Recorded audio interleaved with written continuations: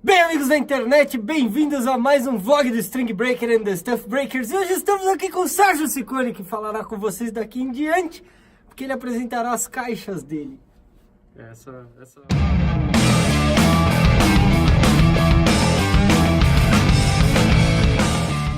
Fala galera, bem-vindos a mais um episódio aí do vlog do String. Eu vou falar um pouco das caixas que eu uso, né, e das diversas funções que cada uma delas tem. No passado eu achava que ter mais de uma caixa era uma coisa meio nonsense, assim, até que eu tive mais de uma caixa e comecei a entender funções e sonoridades diferentes, né, estudar um pouco mais sobre o instrumento, ver as diferenças de madeira para metal, tipos de metal e tudo mais, e no fundo acaba sendo um universo bem interessante da gente explorar, né? Hoje eu trabalho com 5 caixas diferentes, né? Pode parecer um puto exagero, mas vocês vão entender que cada uma tem o seu propósito e a sua função, né? Então eu vou começar pela minha caixa mais antiga. Eu tenho essa caixa há mais ou menos uns 10 anos. Ela é uma caixa da Advance Drums, que é uma marca que vocês provavelmente nunca ouviram falar. Foi uma marca que apareceu aqui no Brasil em meados de 2009, 2010, se eu não me engano. Eu peguei essa caixa num rolo com um amigo meu que trabalhava na Teodoro Sampaio. Ele queria uma caixa Piccolo, ele tinha essa caixa e ele me vendeu ela baratíssima, assim, eu paguei R$200 nessa caixa, 300 anos atrás. Ela já veio usada, já veio com suas marquinhas e tudo mais. E durante quase toda a minha vida baterística, essa foi a única caixa que eu tive, né? Eu fui ter mais opções de caixas há pouquíssimo tempo atrás, tipo, coisa de 2 anos. Então eu toquei nessa caixa mais do que em qualquer outra das que eu tenho, mas de longe, assim, não dá nem para comparar. Ela é uma caixa de maple, né, de 10 afinações. Ela é bem pesada, um casco meio grosso. Eu não sei exatamente quantos milímetros tem. E ela tem aros die-cast. Então esse conjunto faz com que ela seja uma caixa que tem bastante projeção. Ela tem um som um pouco mais controlado, um pouco mais abafado do que a outra caixa de maple que eu tenho. Mas ela é uma caixa bem bacana, né? Então é uma caixa que dá para usar em gravações que eu preciso um som mais controlado de caixa, né? Um exemplo, os discos do Ruminantes foram feitos com ela. E essa é uma caixa que hoje eu basicamente uso dentro do estúdio, só para ensaios e tudo mais. Ela é a que fica montada na batera, né? E é isso aí. É uma caixa bem legal, bem honesta. Até hoje eu quebrei uma coisa nela em tipo quase 10 anos de uso, que foi um desses tubinhos que fica por dentro aqui da canoa, que foi pro saco, mas eu consegui consertar com um parafuso maior e cola. Então o negócio aguenta. Vamos dar uma sacada no som dela para vocês verem.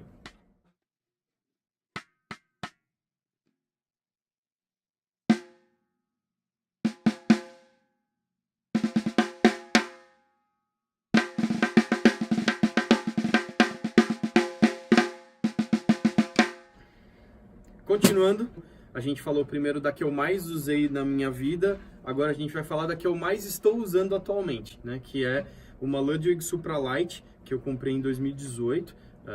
Ela é uma caixa de aço, né? 1 milímetro de espessura o casco, e ela não tem aros die-cast, ela é um aro triple flanged, né? Aquele aro mais normal, de 2,3 milímetros. Ela tem 8 afinações, né? E ela é uma de 13 por 7, então ela tem um tamanho um pouco diferente. Quando eu vi ela a primeira vez, eu vi ela na loja, achei ela uma caixa extremamente bonita, né, espelhada, o logo mais recente aqui da Ludwig e tal, e eu pedi pro cara para dar uma olhada, né, então ele desceu ela lá da prateleira, ela tava com a pele que vinha, a esteira que vinha, tudo padrãozão, eu pedi uma chavinha, dei uma afinada nela tal, toquei 30 segundos na caixa, eu falei, eu vou comprar uma porra dessa. A caixa é muito boa, muito honesta. E ela é considerada uma caixa de entrada, né, hoje em dia. A Supralight não é nada top de linha e tal. Isso eu acho uma coisa muito peculiar da Ludwig, assim, eles são um campeão de fazer instrumento, principalmente as caixas, né, que é considerado de nível de entrada e tem um puta som. A caixa é animal, ela é muito, muito alta, ela tem muita projeção. Tem um ringuezinho interessante da coisa do casco de metal, né? Apesar de ela ser uma caixa de 13, a profundidade das 7 polegadas dá um corpo legal para ela. Então ela não fica uma caixa magrela e tal. Eu acho que essa caixa tem um som espetacular. É a que eu uso ao vivo. Realmente a Ludwig acertou a mão demais na Supralight e em diversos outros modelos de entrada que eles têm. Então vamos dar uma sacada no som dela aí.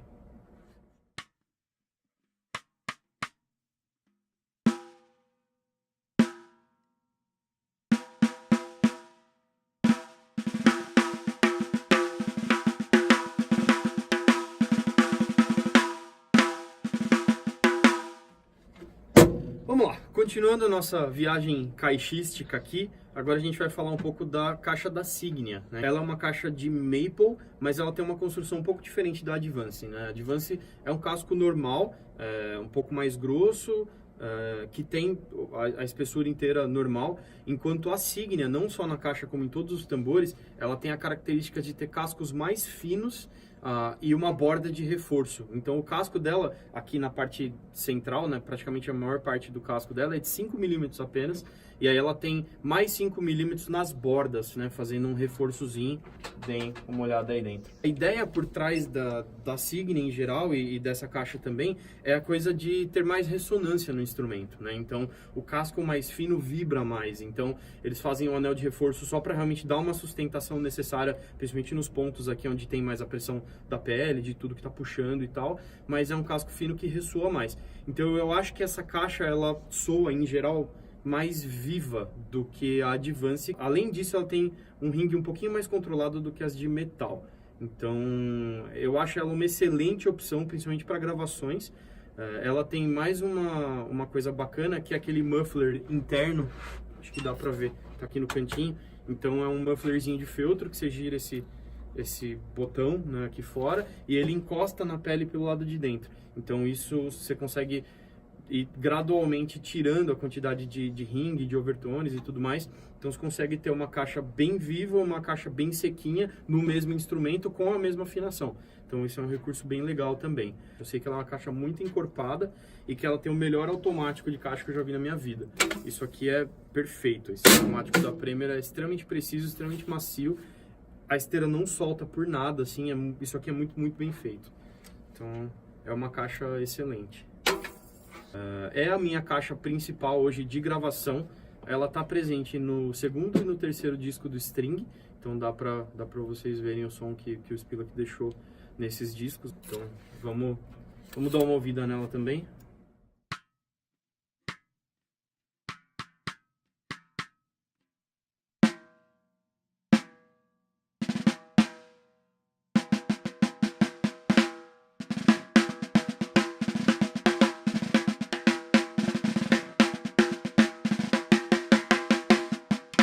Seguindo para a próxima, né, saímos da pesadíssima Signia, deve pesar uns 3 kg aquela caixa, para a levíssima Acrolite. Essa é uma caixa que é feita em alumínio, né, o casco dela é de alumínio. A intenção dela era justamente ser extremamente leve. Mais uma vez, uma caixa de entrada, ela era considerada uma caixa de estudante mesmo da Ludwig, bem baratinha e tudo mais. Essa é uma caixa de 1983, então ela é mais velha do que eu. A característica sonora dela, caixa de 14x5, né? Então ela é mais baixinha. Isso faz com que o som da esteira dela seja um pouco mais presente. Ela tem 8 afinações também. E é considerada uma caixa um pouco mais dry, né? Mais seca. O casco de alumínio é de 1,6 milímetros. Né? E é uma caixa que basicamente eu uso por as gravações também. Uma coisa interessante sobre a Acrolite, ela foi uma arma secreta de estúdio de gravação, assim, é uma caixa meio lendária, porque basicamente todos os estúdios de gravação lá da gringa tinham uma Acrolite jogada em alguma prateleira lá em algum lugar. O cara chegava, trazia a caixa, tal, tava gravando, o som não saía legal, mexe, afina, o som não saía legal, mexe, afina, o som não saía legal, muda o microfone, muda a posição, tal. Chegava uma hora que o engenheiro de som falava, peraí, ia lá no armário, pegava uma Acrolite, botava lá, dava um tapinha e gravava. Ela está presente em um monte de gravação que a gente nem sabe. Então ela é parceirona aí da Supraphonic, né, que é a caixa acho que mais lendária e famosa da Ludwig. Se der certo, ainda terei uma. Essa caixa eu usei ela pela primeira vez em gravações na playlist do Safe Sessions 2. Então se você quiser dar uma conferida no som dela, ela tem esse som mais velho, assim, né? Então vamos dar uma ouvida agora para ver como é que essa caixa soa em relação às outras.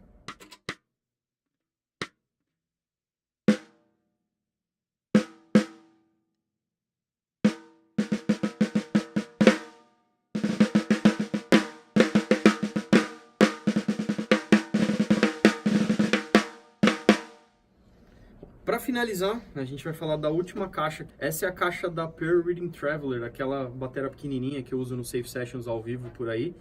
E eu uso a própria caixa dela, geralmente, quando a gente vai tocar. Ela é uma caixa de 13x5, então ela é pequena e baixinha, né, ao mesmo tempo.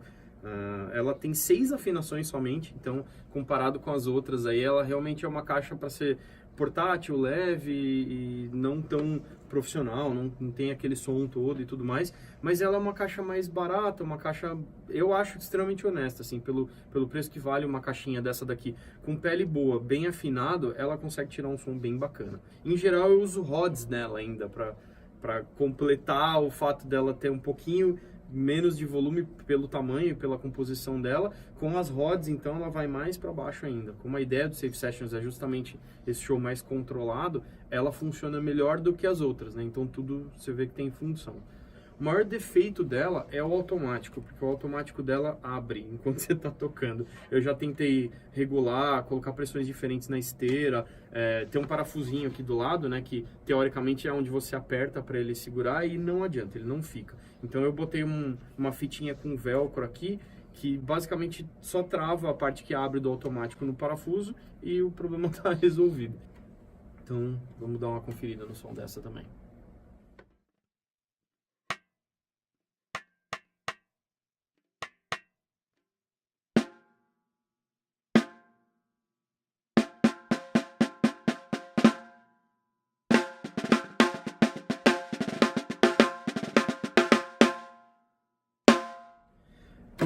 Bom, para finalizar esse papo, eu queria só falar das peles, né, que eu estou usando.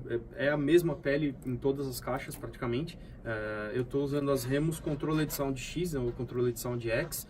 Ela é a mesma coisa das antigas Controlled Sound, mas ela é um pouquinho mais grossa. Então a Controlled Sound é de 10 milar, que é tipo uma medida aí de pele, que é bem fininho, né? E a Controlled Sound X, ela tem 12. E o lance das Controlled Sound é esse dotzinho que dá pra ver aqui no meio da pele, que tem uma bola preta por dentro. Isso aqui é um reforço, né? Só no centro, que é onde a gente acerta mais a pele, é onde o desgaste vai acontecendo, né? Então isso aqui dá uma vida útil muito maior para a pele.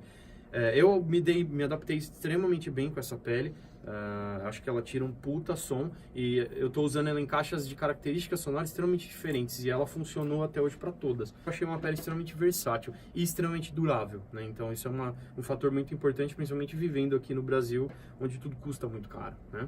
Nas respostas, eu coloco a Ambassador, aquela versão Snare Side ou Haze, né? Tem algumas que ainda vem escrito Haze aqui, que é basicamente uma Ambassador bem fininha, né? A pele de resposta, quanto mais fina ela for, na minha opinião, o som de caixa fica mais sensível, né? Então ele dá um som mais bacana de caixa. Se você coloca uma pele muito grossa aqui, ele dá uma entupida na caixa, assim, então não é legal. E as esteiras eu uso a Pure Sound, né? Que é uma marca da Daddario, se eu não me engano. Elas estão com 20 fios, o Spila que está me pentelhando para eu testar com mais fios, que ele acha que vai ficar mais interessante. Nas próximas compras aí, conforme eu for precisando de esteira, eu devo ver se eu aumento para 36 fios, alguma coisa do tipo, principalmente nas mais altas, né, porque eu acho que essa aqui já funciona bem com isso. A única exceção para as peles que eu estou usando é a Reading Traveler, que tá com a mesma pele, só que da versão Encore, que é a segunda linha, né? Que é uma pele mais baratinha. Ela veio com uma pele muito ruim. E aí eu só precisei trocar meio na emergência, não tinha outra pele de 13. Então eu comprei a da Encore mesmo, que é a segunda linha. Eu sabia que eu ia usar mais rods nela, então achei que funcionava bem.